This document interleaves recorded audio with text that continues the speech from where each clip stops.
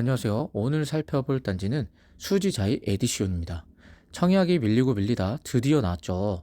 와, 하지만 분양가가 충격적입니다. 34평 84 타입이 15억대, 세대수는 480세대인데 공공택지다 보니 모두 분양 물량으로 나왔고요. 특별 공급은 12월 29일 월요일, 1순위는 12월 30일 화요일 기억해 두시고요. 자, 필요 자금을 보시면 최소 11억 원 정도는 필요합니다. 대출이 4억 나온다고 가정했습니다. 정말 보수적으로요. 이게 재밌는 점이 뭐냐면 이 잔금 대출은 입주 시점 감정평가 금액에 따라 대출이 4억이 나오기도 6억이 나오기도 합니다. 지금 분양가가 15억 정도이기 때문에 감정평가가 15억 이상이 나오면 4억이 맥시멈이고요. 15억 미만이 나오면 6억까지도 나옵니다. 자, 이건 뒤에서 자세히 볼게요. 시세 차익은 현재 없습니다. 제한사항은 실거주 의무 없고요. 전매 제한 3년, 재당첨 제한 10년.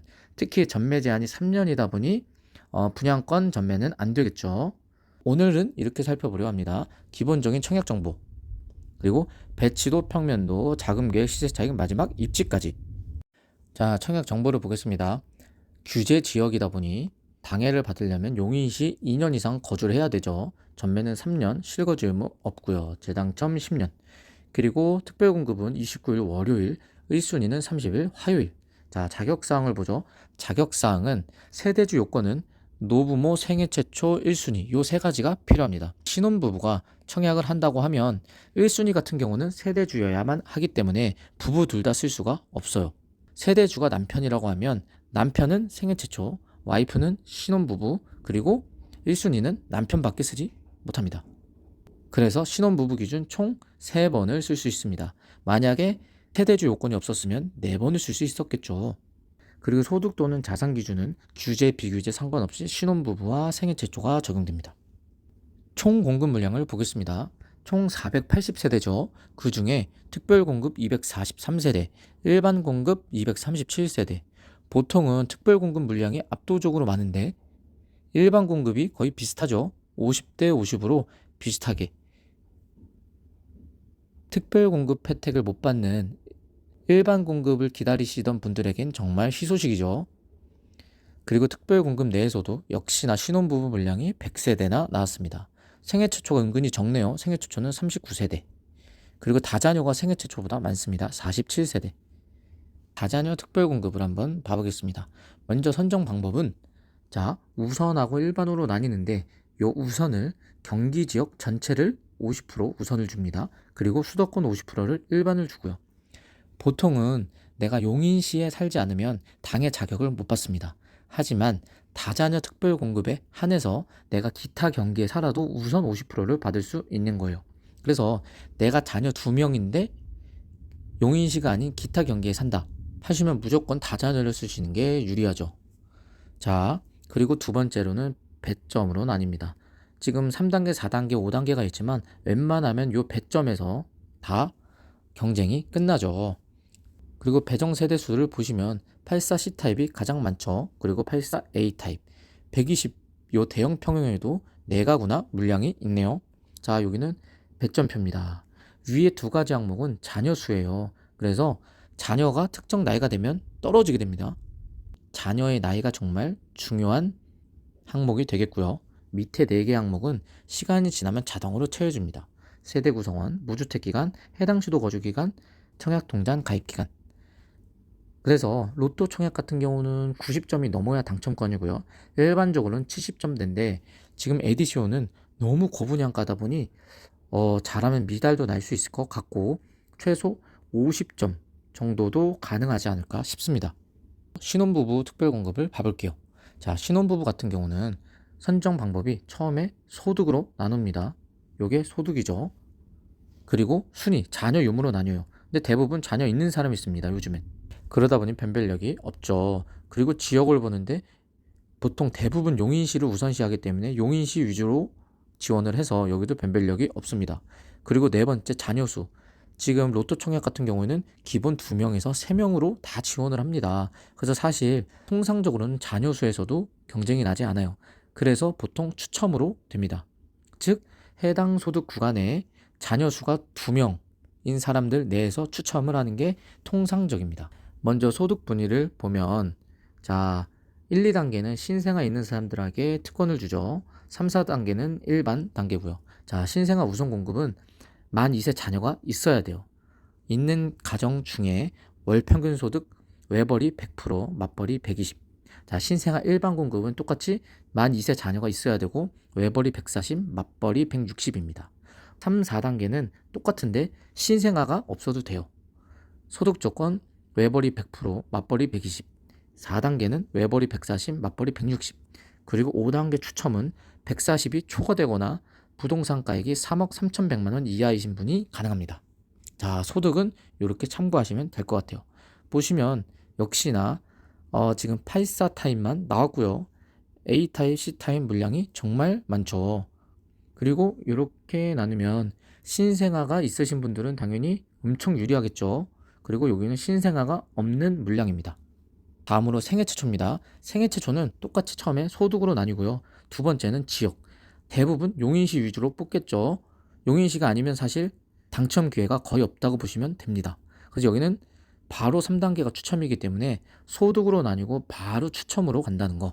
그래서 내가 뭐 가점이 좀 약하거나 해당되는 특공이 거의 없으신 분들은 웬만하면 생애 최초를 쓰시죠. 소득 분위를 보시면 똑같습니다. 신혼부부 특별 공급하고 똑같은데 배정 물량이 달라요. 신혼부부는 1단계 25, 2단계 10, 3단계 25, 4단계 10 이렇게 가는데 생애 최초는 15, 5, 35, 15 이렇게 갑니다. 신생아에 주는 물량을 좀 줄였죠. 그리고 소득 분위도 달라요. 여기는 월 평균 130으로만 나와 있는데 외벌이 맞벌이 구분이 없습니다. 즉 1단계 우선 공급은 외벌이 맞벌이 구분 없이 130% 이하, 일반 공급은 100% 이하, 물론 신생아가 있다는 가정하에 3단계는 130% 이하, 4단계는 160% 이하, 그리고 5단계는 추첨입니다. 추첨인데 추첨 중에 단독 세대, 부모와 같이 살고 있지 않은 단독 세대는요 60제곱미터 이하만 지원이 가능해요. 근데 모두 8사죠. 그렇기 때문에 단독 세대는 지원이 안 됩니다. 그리고 부모님과 같이 사는 생애 최초 추첨을 노리시는 분들은 가능합니다. 그리고 신혼부부 특별 공급하고 같은 사항인데 내가 1단계를 지원하신 분들은 총 5번의 기회가 있습니다. 1단계에서 떨어지면 1단계 낙첨자와 2단계 지원자가 같이 경쟁을 해요. 또 떨어지면 3단계, 4단계, 5단계 이렇게 총 5번의 기회가 있다는 거. 하지만 내가 2단계로 썼다 하시면 낙첨되면 3단계로 가지 않습니다. 왜냐하면 2단계는 소득 분위가 130에서 160인데 3단계 소득 분위는 130% 이하로 더 낮은 소득이죠. 그래서 소득 분위가 맞지 않아 2단계에서 떨어지신 분들은 바로 4단계로 갑니다. 그리고 떨어지면 5단계로 가고요. 즉 2단계 지원하신 분들은 총 3번의 기회가 있다는 거. 3단계 지원하신 분들은 역으로 3, 4, 5단계에서 3번의 기회입니다. 3단계도 3번의 기회, 2단계도 3번. 일반 공급 1순위 물량을 보겠습니다. 우리가 제일 궁금해하는 게 1주택 추천 물량이죠. 지금 분양가가 높다 보니 아마 1주택자 분들이 눈독을 들이시는 분들이 많을 거예요. 보시면 1주택 추천 물량이 이렇게 됩니다. 지금 120타입도 한 세대 있죠. 1주택 추첨은 말 그대로 추첨이기 때문에 무조건 세대수가 많은 게 유리합니다. 자, 84C 7세대, 84A 3세대. 여기 위주로 보시고요. 여기 1세대, 2세대, 1세대 여기를 써도 괜찮지 않느냐라고 하시는 분들께 제가 드리고 싶은 게 요 1주택자 추첨 물량이 1주택에 한해서 뽑는 게 아닙니다. 어떻게 뽑냐면 가점제에서 떨어진 사람, 낙첨자들이 자동으로 무주택 추첨에 지원이 되고요. 그리고 무주택 추첨에서 떨어진 사람들이 자연스럽게 1주택 추첨에 지원됩니다. 즉 1주택 추첨에 요 3세대를 가지고 지원한 사람이 요 가점제에 떨어진 사람들, 무주택 추첨에 떨어진 사람들, 그리고 1주택 추첨에 지원한 사람들, 요 세 부류를 합쳐서 여기 마지막에서 경쟁을 시키기 때문에 상대적으로 무주택이신 분들이 가져갈 확률이 매우 높죠. 그러다 보니 1주택이신 분들은 무조건 배정 물량이 많은 곳을 노리시길. 그리고 여기는 배점표를 가져와 봤습니다. 무주택 기간 기준 15년 이상이 만점입니다. 32점. 그리고 부양 가족 수는 6명 이상이 만점 35점. 저축 가입 기간은 15년 이상이 만점 17점. 그래서 4인 가구 만점은 15년 이상 32점. 4인 가족은 나를 뺀 3명, 즉 20점. 그리고 가입 기간 15년 이상 17점. 자, 도합하면 69점이 나오죠. 즉 69점은 4인 가족 만점. 15년 동안 무주택으로 살아온 4인 가족이 69점이 됩니다. 자, 그런데 지금 ADCO는 워낙 고분양가죠. 그러다 보니 당첨 가점이 30점대 안팎으로 정말 낮을 것 같아요. 자, 이제 소요 비용을 한번 알아보겠습니다. 소요 비용을 보면 일단 계약금을 10%입니다. 그리고 중도금이 60%, 잔금이 30%. 계약금 10%는 두 번에 나눠냅니다. 자, 계약할 때 일괄적으로 1,000만 원만 납부하게 되고요. 26년 2월 20날 나머지 계약금을 내게 됩니다. 그리고 나머지는 중도금, 그리고 중도금 대출은 4번 받을 수 있어서 1차부터 4차까지 받거나 아니면 3차부터 6차까지 받게 됩니다. 그리고 나머지 2번은 연체 아니면 잔압을 하고요. 마지막 잔금을 납부하게 되죠. 요 84 타입부터 보시면 최고 분양가가 15억 대입니다. 84B 타입 제하고는 다 15억 대죠. 그리고 옵션을 약 2천만 원 정도로 잡아봤습니다. 그리고 발코니 확장은 전부 다 무상이고요. 중도금 이자는 요 바로 뒤에서 어떻게 계산했는지 보여드리겠습니다. 일단 약 6천만 원 정도 나옵니다. 그래서 분양가, 옵션, 중도금 이자를 더하면 약 16억대가 나옵니다.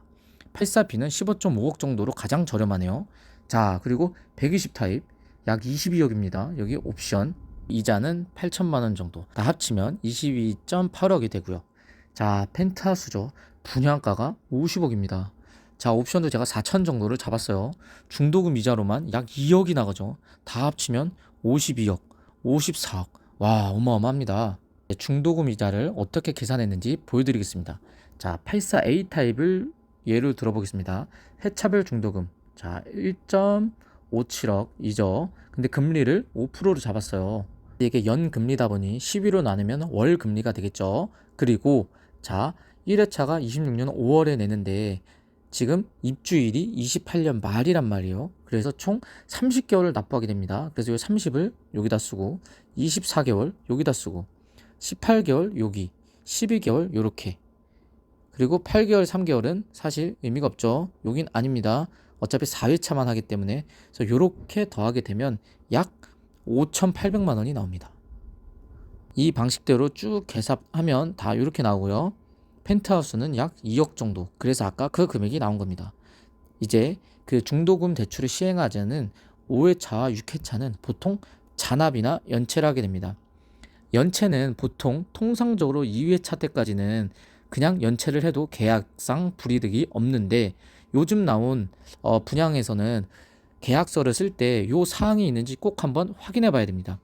분양사무소에서 전화해서 물어봤는데도 잘 모른다고 하네요. 그래서 나중에 당첨되신 분들은 꼭 계약서를 작성할 때 2회차 연체가 되는지 안 되는지, 만약에 되지 않는다면 꼭 잔압해야 한다는 걸 염두에 두셔야 됩니다. 자, 이제 배치도를 봐보겠습니다.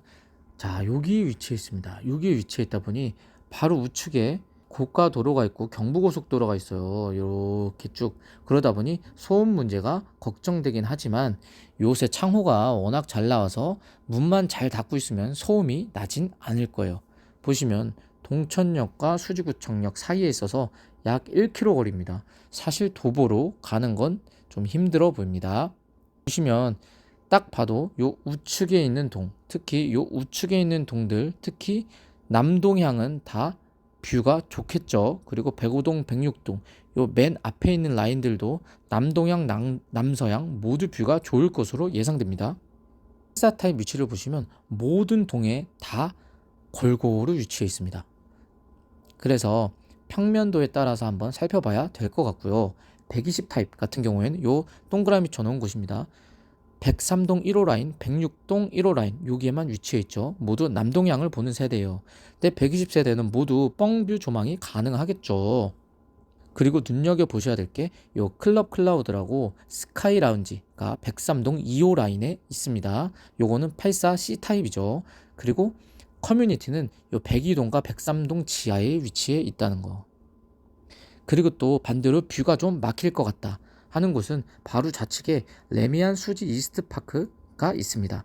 그게 바로 여기 위치하게 되겠죠. 그러다 보니 102동 남서향 3, 4호 라인, 101동 남서향 3, 4호 라인은 좀 이스트 파크 때문에 답답할 겁니다. 반대로 102동 1, 2호 라인도 요 단지뷰겠지만 여기는 공원뷰가 나오겠죠. 백일동도 백일동 1, 2호 라인이 단지뷰겠지만 공원뷰가 나올 거예요. 평면도를 보겠습니다. 먼저 84A랑 C타입은 똑같이 4베이 판상형이죠. 자, 84A를 필두로 설명드리겠습니다.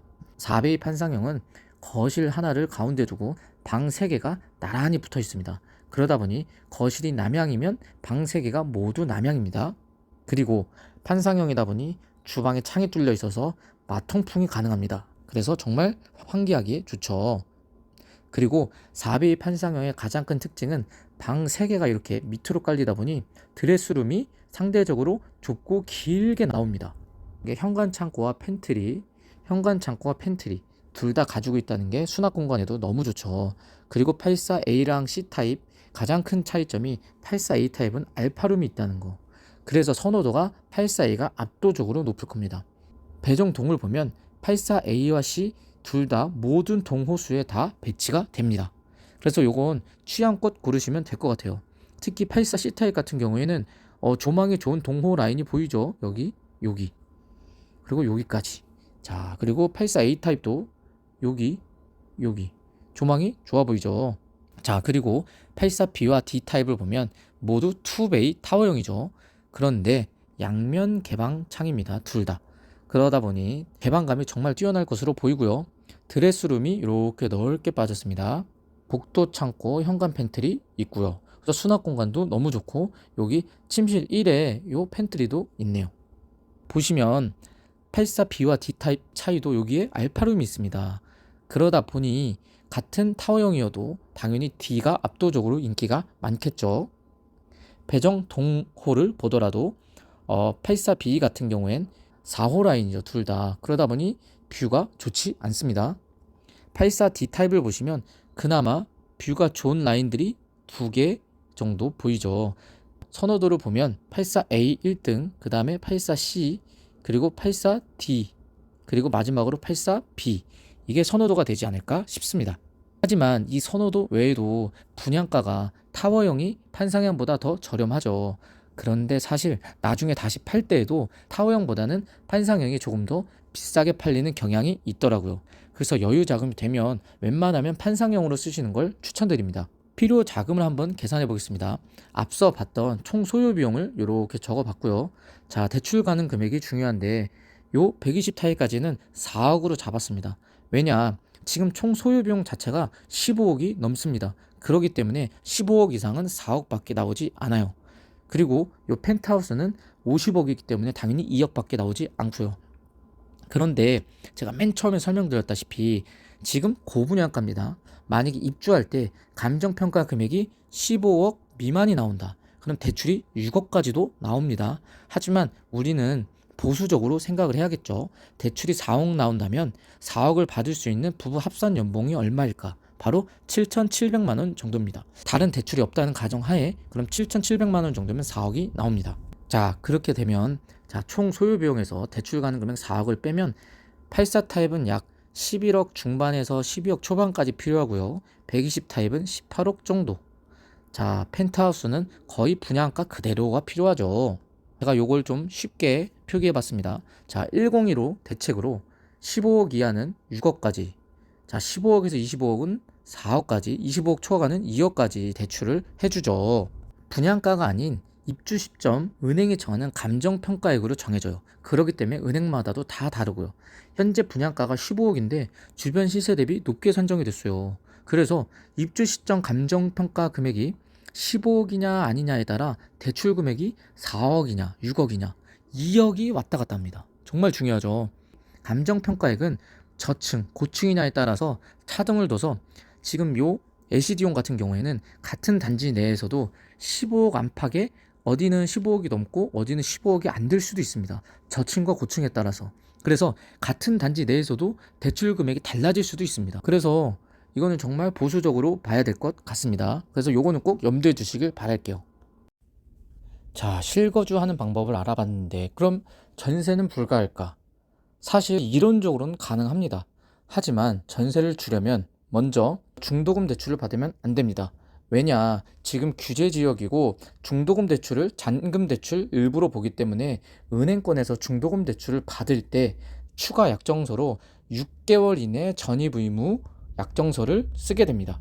그렇기 때문에 중도금 대출을 받지 않으면 사실 전세를 줄 수는 있어요.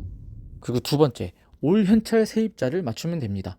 627 대책으로 인해서 분양아파트 잔금을 세입자 보증금으로 납부할 시 세입자가 전세 대출을 받지 못합니다.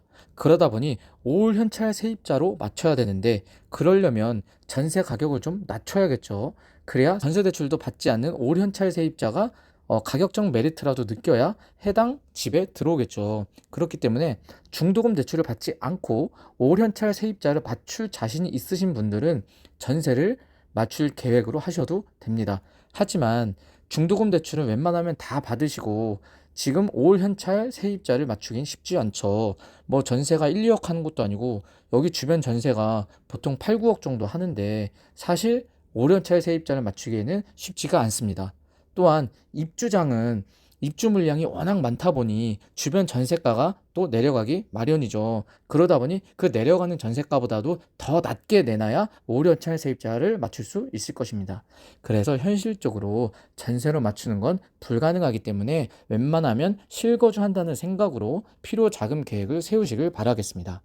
시세 차익을 보면 LCD온이 여기 있죠. 바로 옆에 레미안 수지 이스트파크 15년 입주가 바로 옆에 있습니다. 그런데 34평 가격이 11억 5천. 자, 여기보다 조금 더 가까운 여기 수지파크 푸르죠.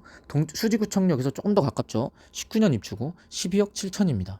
LCD온이 28년 입주로 초신축인 건 맞습니다.